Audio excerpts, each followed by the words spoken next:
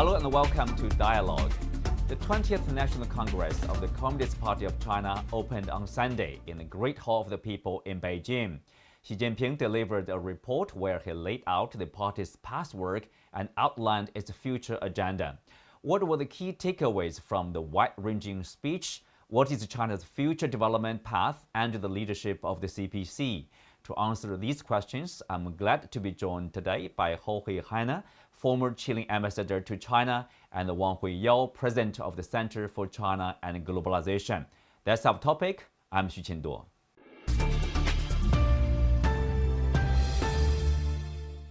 Huiyao, I will start with you. This is almost like a 2-hour report given by Xi Jinping on Sunday. It's wide-ranging, it's broad in scope, it touches upon a lot of topics. So tell us, what's the key message in terms of the domestic front, in terms of the external front?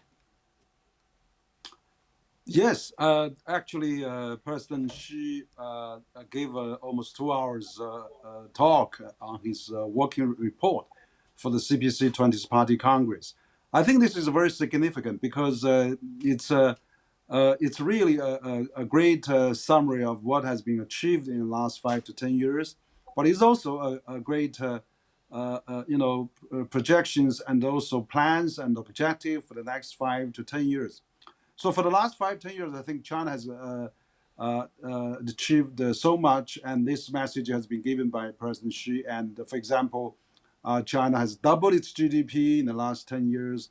China has built China into the largest international trading nation in the world in the last 5 years, for example. And China actually, in the last 10 years, has lifted over 100 million people out of poverty. Combined with the last 4 decades, 800 million have achieved that. So I think this is really a very good summary of what has done right and what has done.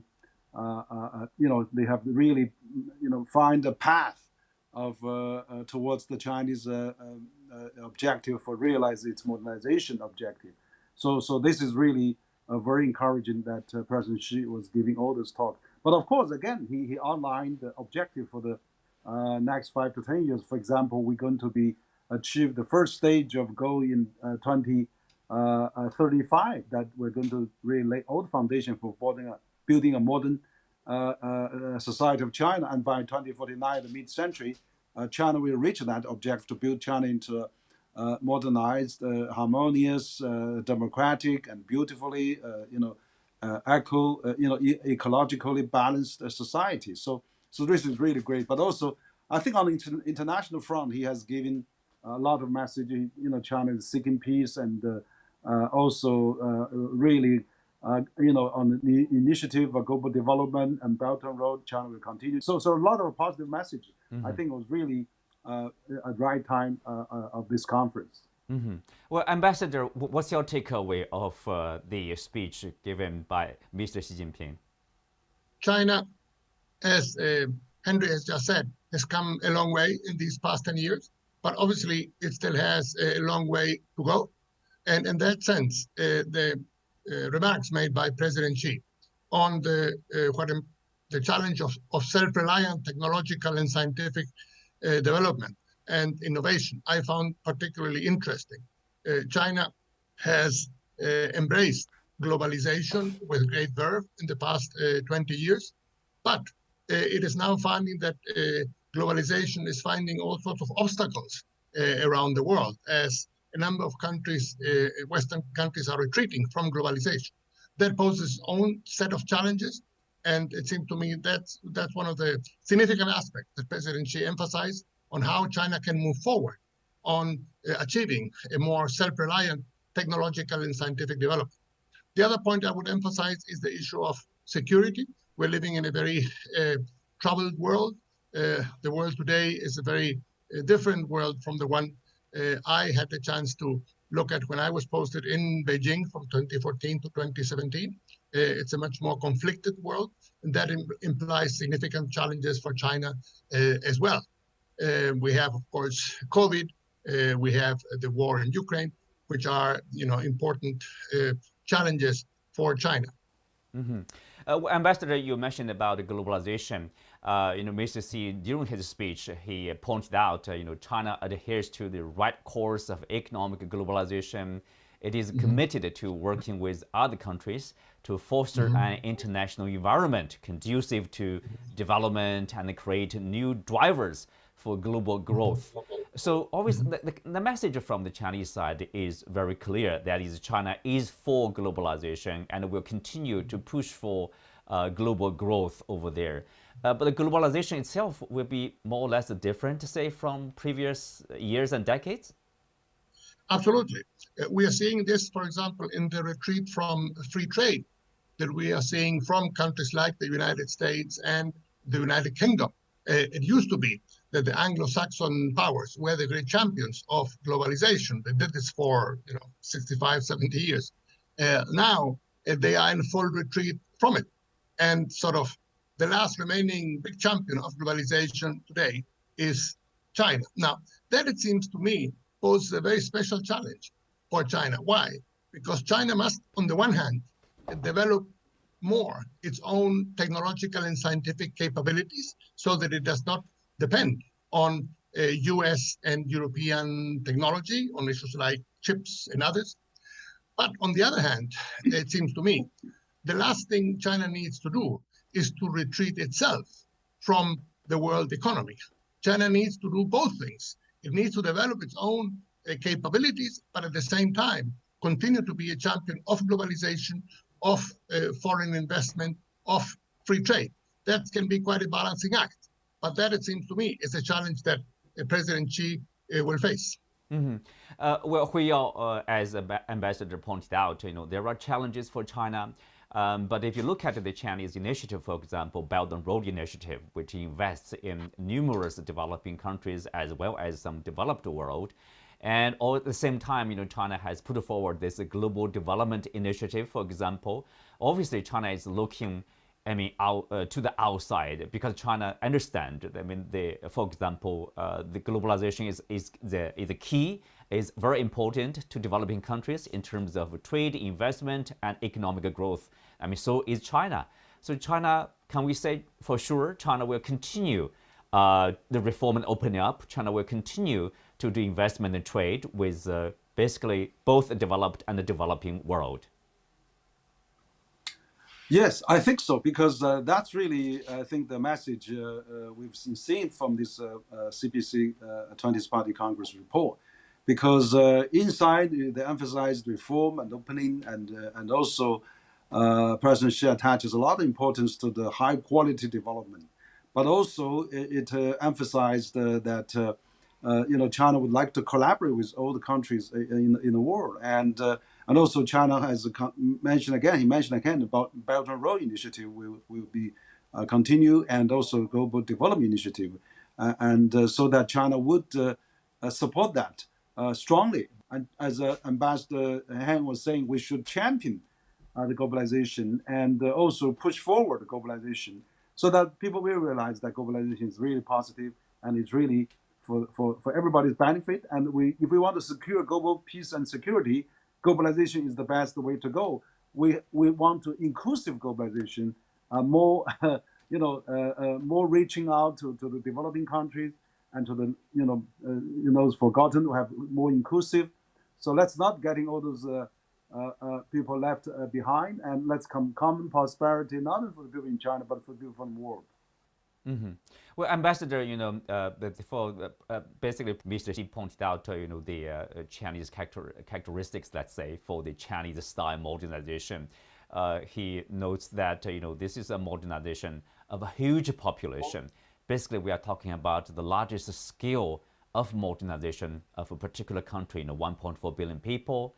And also, he stressed about, this is a modernization process which features common prosperity for all.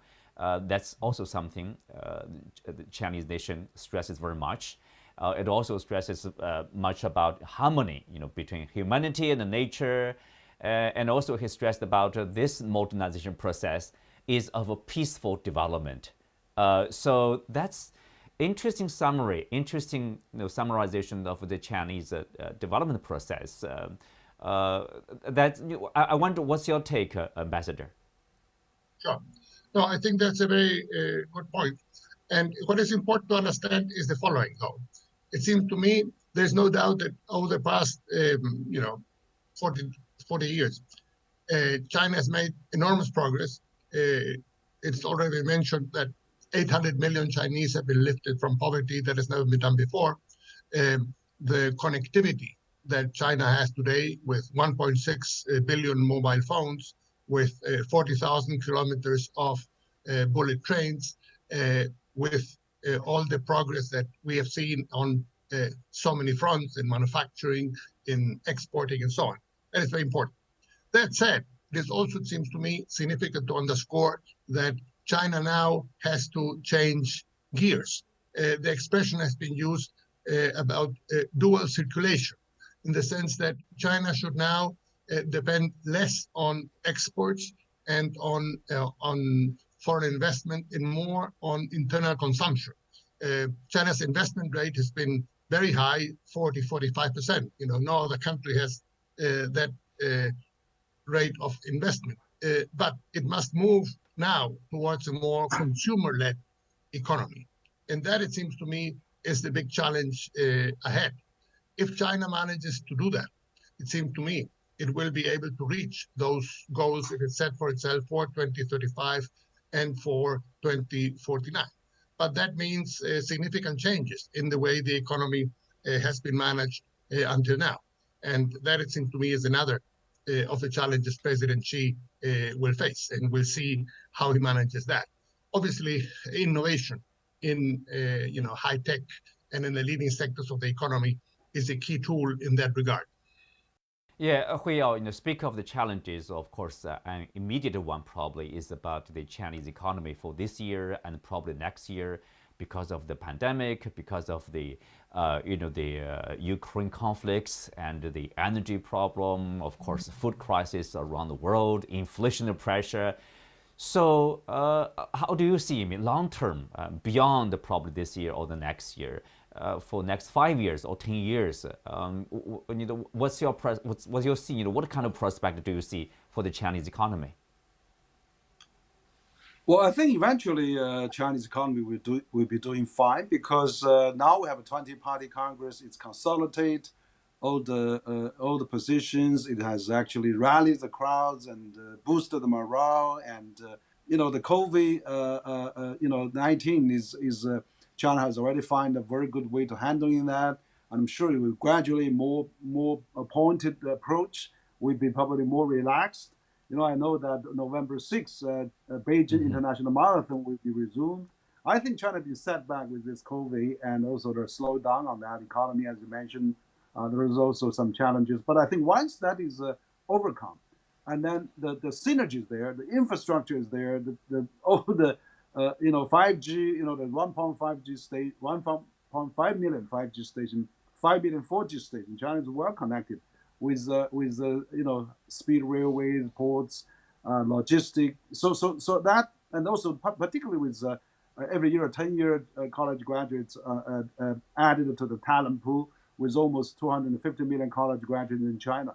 So I think that momentum will come back, and China will seek high, quality growth as time goes on. So I think the basic fundamentals are there.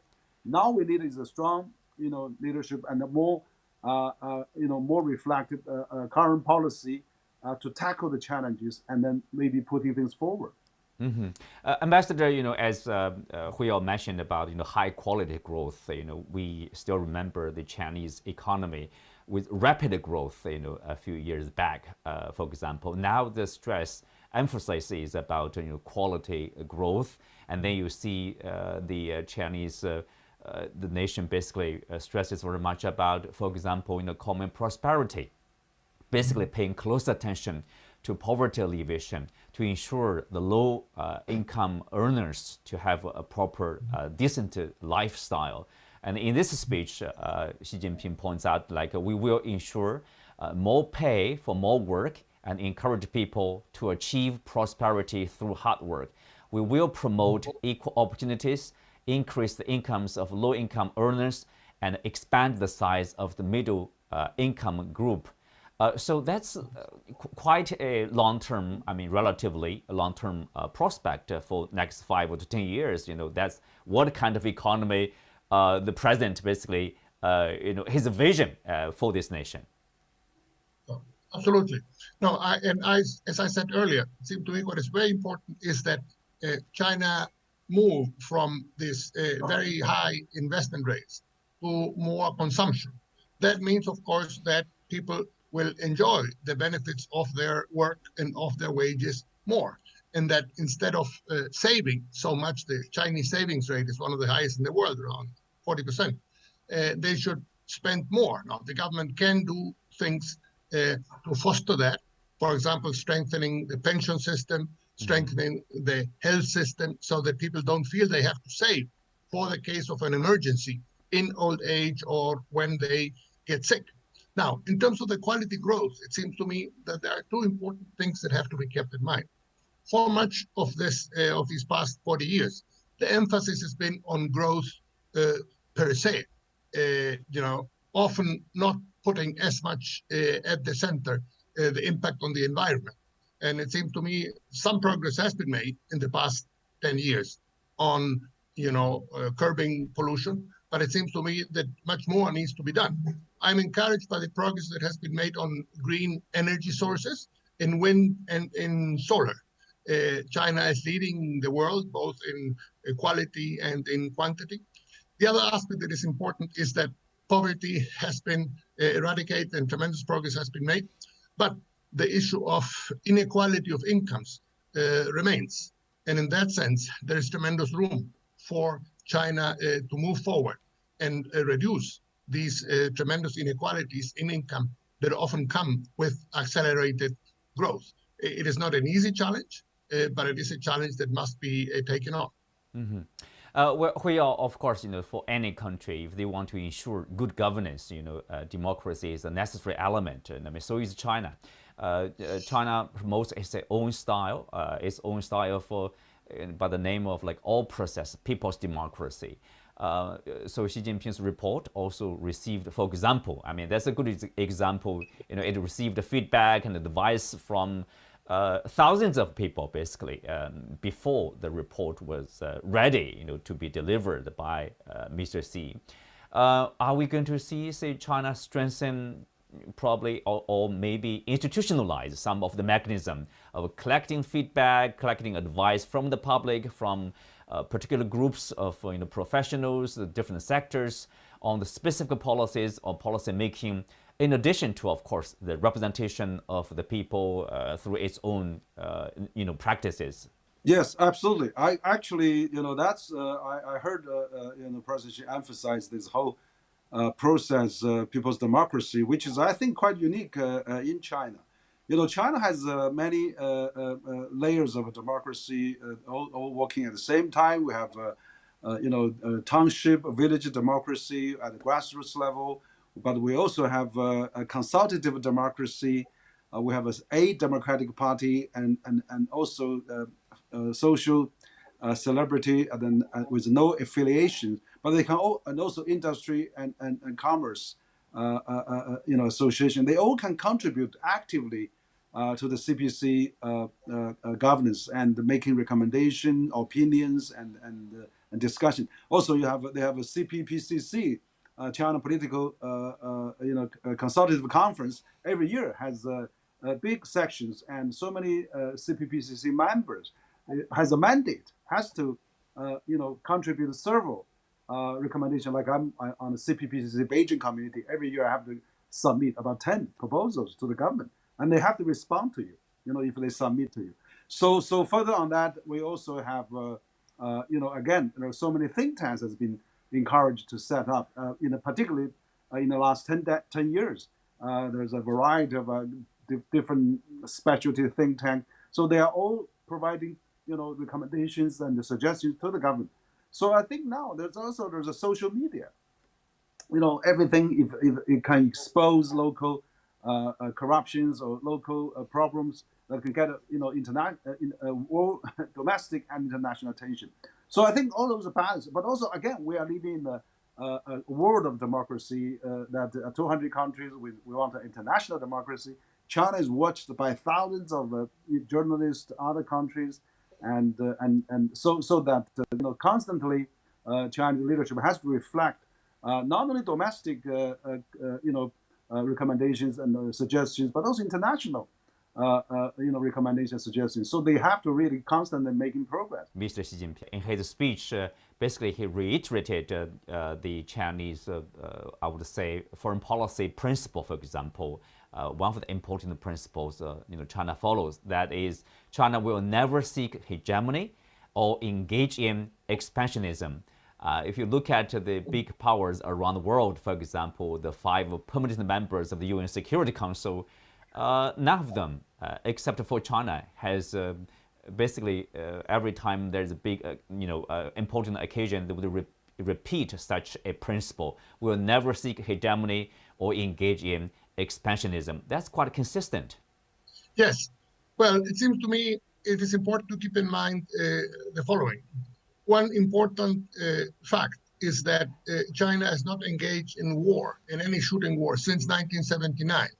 That it seems to me, is an important element that we should all keep in mind when we discuss this matter. We're living in perilous times. The war in Ukraine, there are all sorts of, there's most likely going to be an international recession next year. The pandemic hasn't fully run out its course. So these are complex times. And it is quite easy in these difficult times that, accidents happen and countries might be drawn into war, even if that is not their intent. And obviously, in this nuclear age, that is particularly difficult. So it seems to me that China and other countries ought to be particularly careful in not falling into that trap.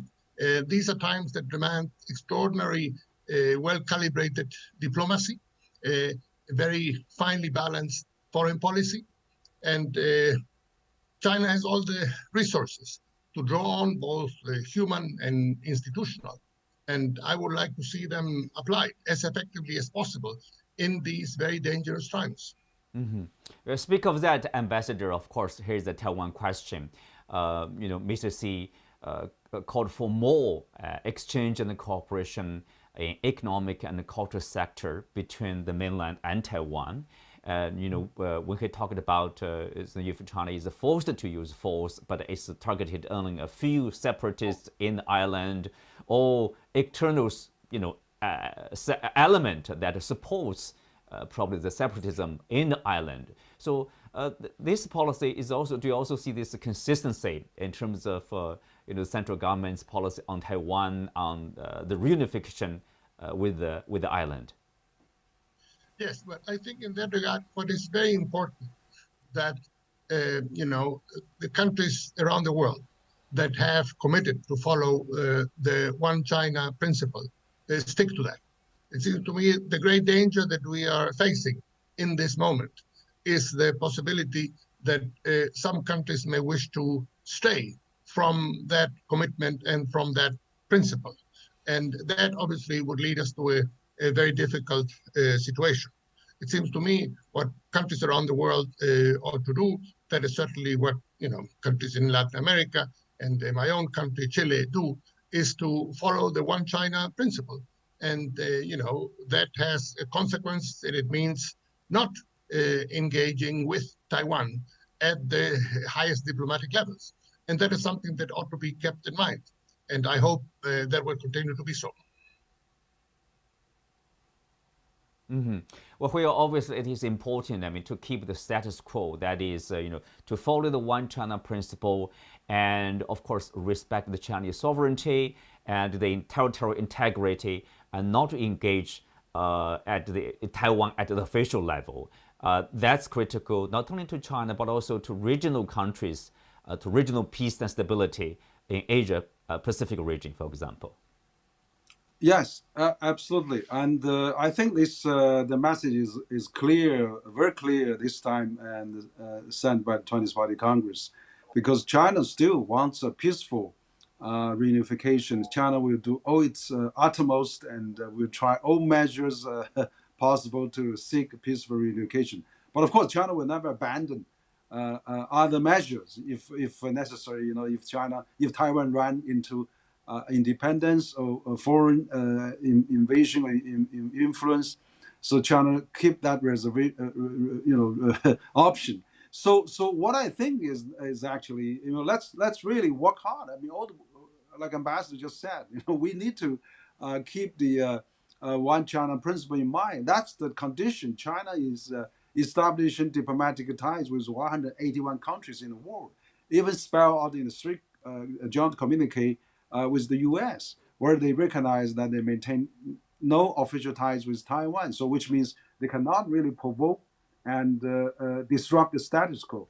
So I think China has to respond, but we hope that they don't have to.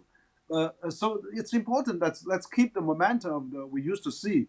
There's a huge investment and trade activity, across the strait. Taiwan enjoys a huge surplus. There's several million mainlanders towards Taiwan, spend huge amount of tourist dollars, money in Taiwan, invest there, and also there's student exchanges, marriages across the strait. So the people in both mainland and Taiwan all enjoy the same tradition, culture, language. They have relatives. So I think eventually they can find a way to solve this by themselves. And really, internationally, we should really release Taiwan from encouraging independence or really encouraging separatist movement. So I think we should all promote the reunification and support the one country, two system, or maybe even more better arrangement for the place in Taiwan, so that Taiwan can be more attached to return to the mainland. But even the central government said, if Taiwan reunified, Taiwan doesn't have to pay government taxes. They will keep their own taxes, and then they can keep their own troops too. So there's a lot of autonomy there, and I don't see why this cannot be worked out. Well, with that, we come to the end of today's show. Many thanks to our guests. You can also find us on the CGTN app on YouTube. Thank you for being with us. I'm Xinduo. See you next time.